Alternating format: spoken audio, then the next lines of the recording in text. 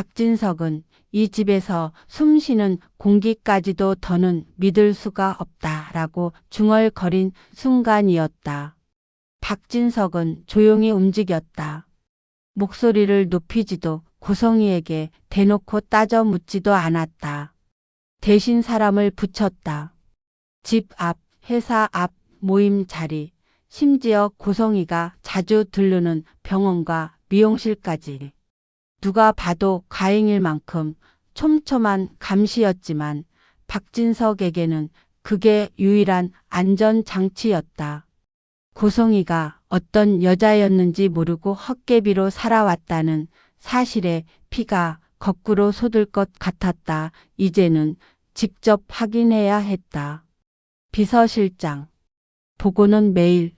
이동 동선, 만난 사람, 통화 상대. 하나도 빠지지 말고. 회장님, 사모님이 눈치채면. 박진석은 눈 한번 깜빡이지 않았다. 눈치채게 놔둬. 내가 지켜보는 걸 알면 함부로 못 움직이겠지. 그렇게 시작된 감시는 집 안의 공기를 바꿔놓았다. 고성이는 이상할 만큼 박진석이 차분해졌다고 느꼈다. 예전 같으면 작은 일에도 호탕하게 웃거나 거칠게 화를 냈을 남자가 요즘은 말수가 줄고 집에 있어도 눈빛이 멀었다. 그 무심함이 오히려 고성이를 불안하게 했다. 그러던 어느 날 고성이는 안방에서 옷장을 정리하다가 낯선 서류 봉투 하나를 발견했다. 평소라면 남편의 물건을 손대지 않았겠지만 요즘 박진석의 기류가 너무 수상했다. 고성이는 봉투를 열어본 순간 심장이 멎는 줄 알았다. 간이식, 수술 기록, 미보고. 그리고 마지막 장에는 그녀가 평생 묻어버린 단어가 딱 찍혀 있었다. 사망신고. 고성이는 손에서 종이를 놓쳤다. 종이는 바닥으로 떨어져도 그 글자들은 그녀 눈 안에서 떨어지지 않았다. 머리가 하얘지고 귀에서 웅 하는 소리가 났다. 몸이 먼저 반응했다. 봉투를 다시 넣어 숨기려다가 손이 떨려 제대로 되지 않았다. 숨을 들이마시는데 가슴이 답답해졌다. 아니야, 아니야. 그녀는 안방 바닥에 주저앉아 몸부림쳤다. 지금 이걸 본 순간부터 그녀의 인생은 끝이 날 수도 있었다. 박진석이 알고 있다면 더는 말로 해결할 수 없다. 박진석은 사람을 움직이고 회사를 움직이고 법을 움직일 줄 아는 남자다.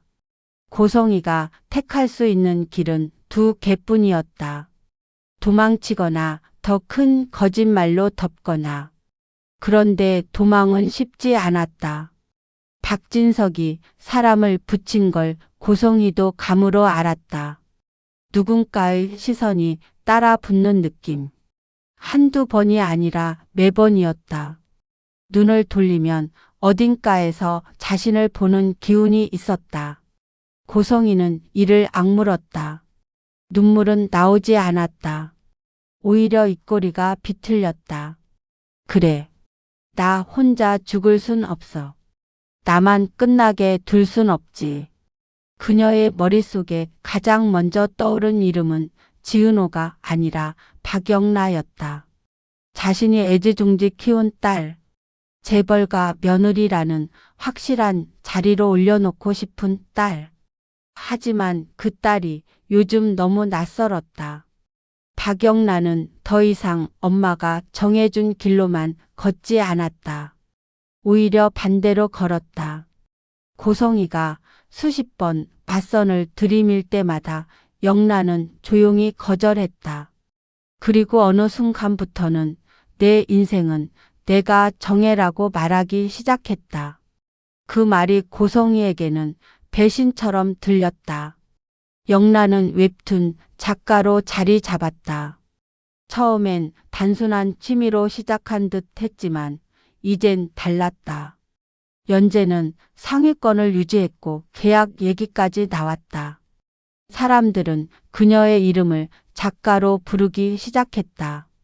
박진석도 고송이도 원래 기대했던 건 그게 아니었다. 잘 키운 딸이 재벌가 아들과 결혼해 집안을 더 단단히 만드는 그림. 그 틀 안에서 영란은 빛나야 했다. 그런데 영란은 틀 밖에서 더 빛났다. 엄마, 난 결혼으로 성공하고 싶지 않아. 영라가 담담하게 말했을 때 고성이는 웃으며 넘기는 척했다. 하지만 속은 끓었다.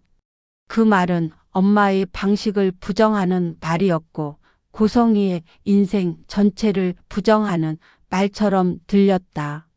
너 세상 물정 몰라서 그래. 사랑이 밥 먹여주니? 내가 믿는 사람 결국 너 버려. 고성이는 그렇게 말하며 영라를 붙잡으려 했지만 영라는 물러서지 않았다. 그리고 영라의 곁에는 늘 이지환이 있었다. 이지환은 박영라의 운전기사이자 보디가드였다. 늘 일정한 거리에서 지켰고 늘 조용했다. 처음엔 단지 일이었다. 그런데 일이 사람이 되는 순간은 아주 사소한 데서 시작됐다. 영라가 스토커 사건 이후 처음으로 밖에 나오는 날, 지환이 아무 말 없이 우산을 씌워준 일. 밤늦게 작업실에서 나오는 영라에게 오늘도 수고하셨어요 라는 말 한마디를 건넨 일.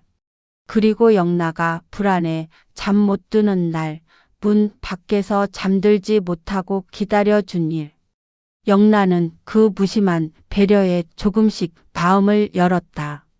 지환은 영라를 위로하려고 큰 말을 하지 않았다. 대신 영라가 무너질 때마다 괜찮다는 말보다 여기 있다는 태도로 옆에 섰다. 오빠 나 가끔 내가 너무 약한 것 같아. 영라가 어느 날 조심스럽게 말하자 지환은 눈을 피하지 않았다. 약하면 안 돼요? 응? 약할 수 있지. 그게 사람인데. 영라는 그 말에 잠깐 숨이 멈춘 듯 했다. 고송이가 늘 말하던 세상은 약한 사람을 먹어치우는 세상이었다. 그래서 영라에게도 늘 강해지라고 했고 더 높은 자리를 잡으라고 했다. 그런데 이지환의 말은 달랐다. 약해도 된다는 말. 그 말을 처음 들어본 얼굴이었다. 그 무렵 지은호에게는 또 다른 겨울이 시작되고 있었다. 이 지역의 변화 때문이었다. 이 지역은 어느 날부터 지은호에게 차가워졌다. 연락이 끊기고 만나도 눈을 피하고 말끝은 날카로웠다. 지은호는 처음엔 자신이 뭘 잘못했는지 몰라서 더 힘들었다. 그리고 어느 밤 지역이 병원에서 나오는 걸 목격했을 때 모든 퍼즐이 맞아떨어졌다. 오빠 어디 아파? 지은호가 따라가서 묻자 지역은 순간 흔들렸다. 하지만 곧 표정을 굳혔다. 너랑 상관없는 일이야. 그럼 왜 이렇게 나를 밀어내? 지역은 숨을 삼켰다. 차갑게 굴고 싶었다. 그래야 지은호가 덜 아플 거라고 믿었다. 자신이 죽고 나면 지은호는 결국 혼자 남는다. 그걸 생각하면 지역은 가슴이 찢어졌다.